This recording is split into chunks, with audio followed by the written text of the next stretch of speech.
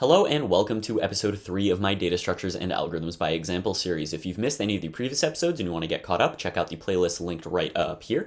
And be sure to get subscribed to me so you don't miss any of my future videos in this series or any of my other ones. Today we're going to continue our discussion of the basic data structures that we need to get started up by talking about trees.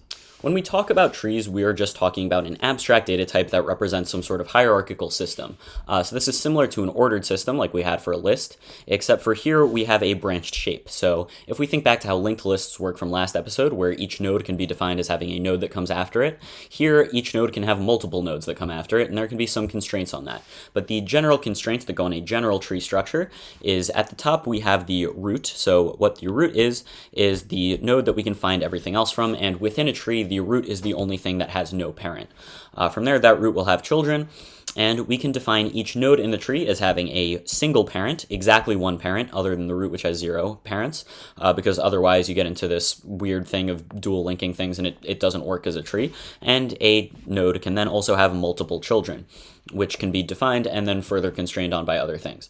Then the other important classification that we have to match for a tree is that there can be no cycles. So for example, this 11 node cannot also be the parent of this 5 node or something like that, because then you get into a weird thing and there is no actual hierarchy for how the tree functions. So now let's just talk about some of the terminology. We talked about the root before, which is essentially the only thing we need to store, much like in a linked list, which is going to define the node that from which all of the other nodes in our tree can be found. And then we talked about the parent-child relationship. For example, this is a parent, this is a child, or this is a parent, this is a child. And we can also, from that, derive a sibling relationship, which is just going to be 2 nodes that share the same parent. So here 1 and 17 are siblings, 4, 9, and 7 are all siblings, and so on like that. From there, an important kind of node in a tree is a leaf node as well, which is kind of the opposite of a root node. If we think of a root node as having no parent, a leaf node is a node that has no children and is sort of the end of the line for going down that branch of a tree. And then an important aspect of every single node that we encounter is going to be its depth. So its depth is just essentially how many nodes removed from the top of the tree it is. So here, the root node itself is obviously going to have a depth of 0, and then all of the ones on this hierarchy that are 1 removed from the root node are going to have a depth of 1. All of these have a depth of 2, and these have a depth of 3. And then from that, we can also derive an aspect of the tree itself, which is going to be the tree's height. So the height of a tree is simply going to be the maximum depth of a node within the tree.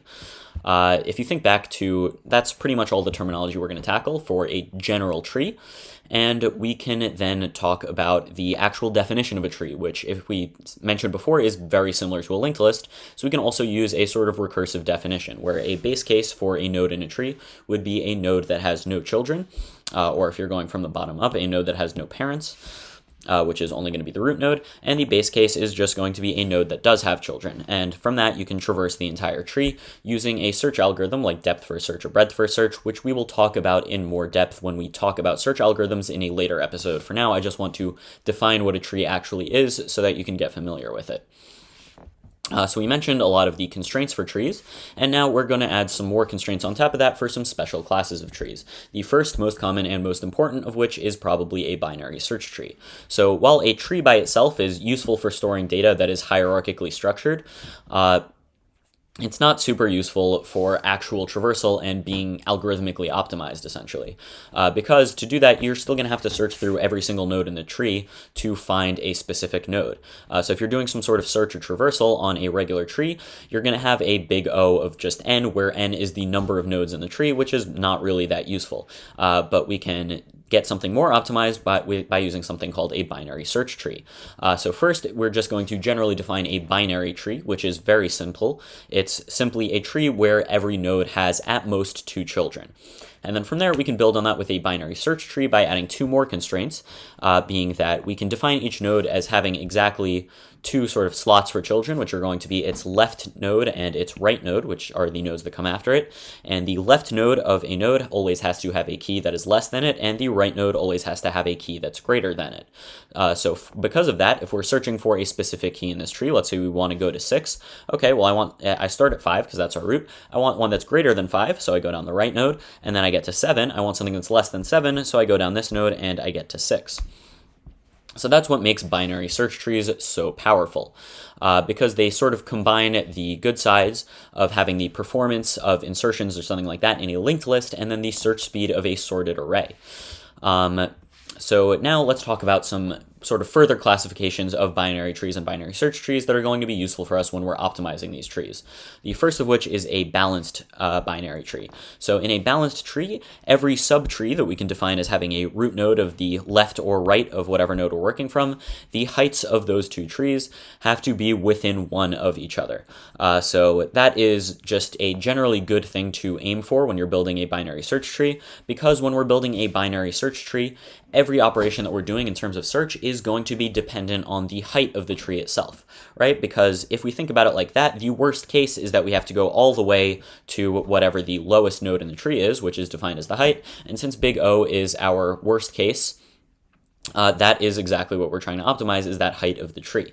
So in a balanced tree, we get the heights pretty similar. And then we have an optimal case of a perfectly balanced tree where every single node has its left and right subnodes have exactly the same height.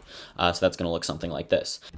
So then the last special kind of tree that I want to talk about here is a complete binary tree. So in a complete binary tree, every single node is going to have either 0 or 2 children exactly. So it's either going to be a leaf node or it is going to have exactly 2 children, essentially being like fully saturated, we can think of it as.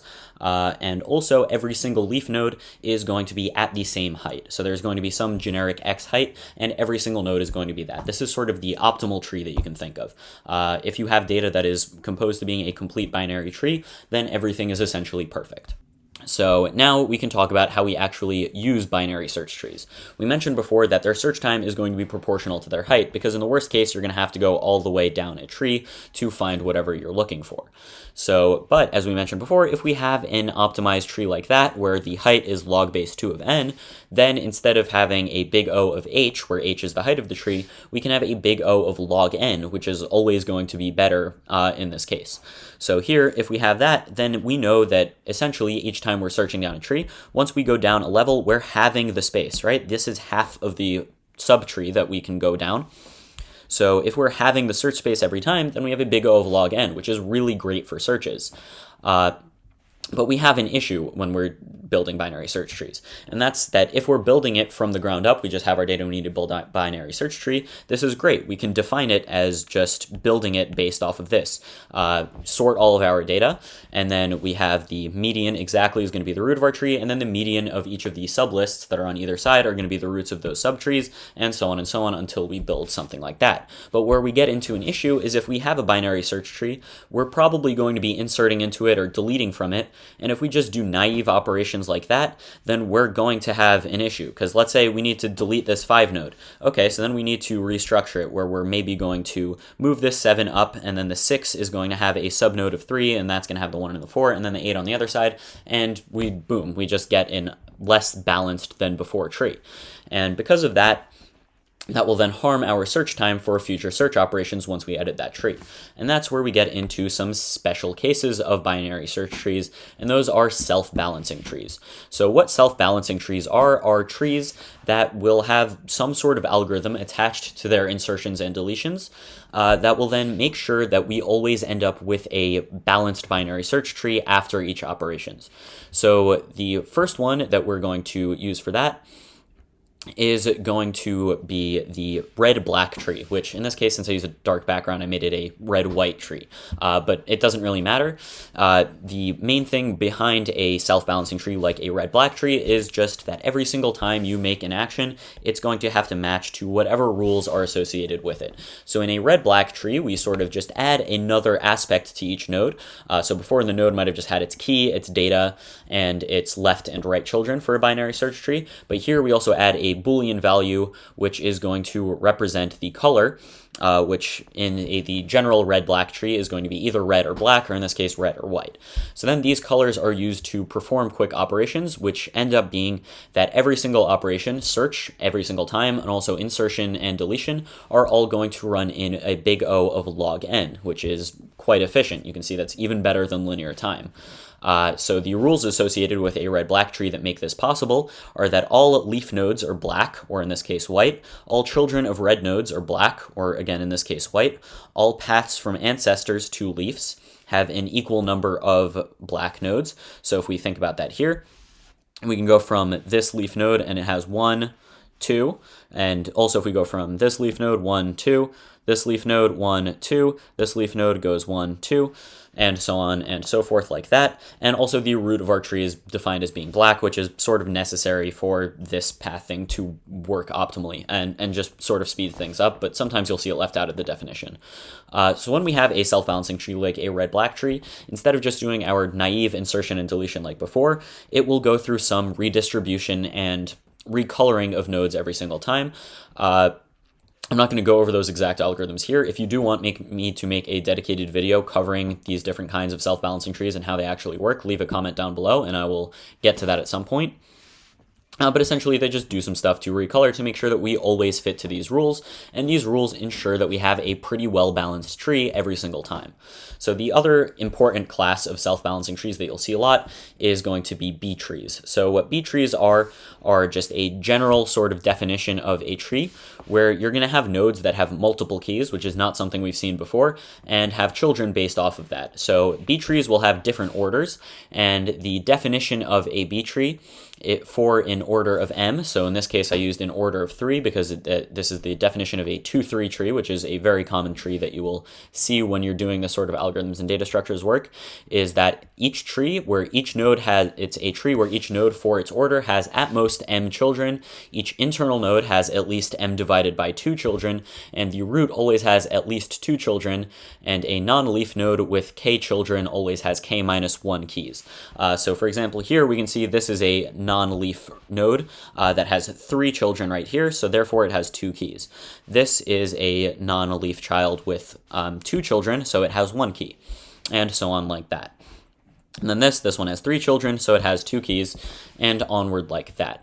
So then it also has another thing on top of that, much like red-black trees where we saw before that every single leaf node is null. B trees are also defined that same way of having all leaves are on the same level and they have no information associated with them, but you won't see it drawn out like that a lot of the time because it's, again, not useful. If they're all on the same level, we can just infer from these parents that they all have null nodes that are associated with them. So how this works, how a B tree self-balances compared instead of a red-black tree where it just recolors and rebalances things, is it uses a strategy of splitting and joining the keys in the different nodes that you're using during insertion and deletion to keep the tree balanced. And again, this keeps the same O log n traversal insertion and deletion as a red-black tree, but as you can see, it may be better suited to different data than a red-black tree. There are also a lot of other self-balancing binary trees like AVL trees, but again, if you have a self-balancing tree at all, most of them will just expose an interface that looks very similar to just a regular binary search tree and will then allow you to do that traversal really easily. I'm not going to discuss other self-balancing trees or the specific implementation of self-balancing trees in this video, but just know that a lot of the time if you're dealing with a binary search tree, it's most likely that you're going to want to use something like a red-black tree or a B tree or something like that to make sure that it keeps balanced whenever you're doing insertions and deletions. So with those covered, we have a pretty good idea of how trees and specifically binary search trees function and what data and the runtimes that are associated with the different actions that they take. So these are crucial basic tools that are going to come up a lot and will help us also build up to more complicated data structures as this course goes on, and also as we devise algorithms for specific tasks. So with that, I've covered everything I wanted to in this video. So next time, we're going to cover hash tables and hash sets as an extension of that. So be excited for that. That's probably my favorite data structure. And be sure to get subscribed to this channel so you don't miss that video when it comes out. From there, we're going to be moving on. I'm going to talk about some algorithms just to sort of break up the data structure pure thing that we've done as sort of an intro to this series so that we can talk about some actual interesting algorithms that you're going to need throughout your life as a developer. And from there, we will build up to more complicated algorithms and more complicated data structures as this series goes on. So be sure to stay tuned for that. Subscribe to me, turn on post notifications, leave a like on this video if you enjoyed it and if it taught you something about trees, and I will see you in the next one. Goodbye.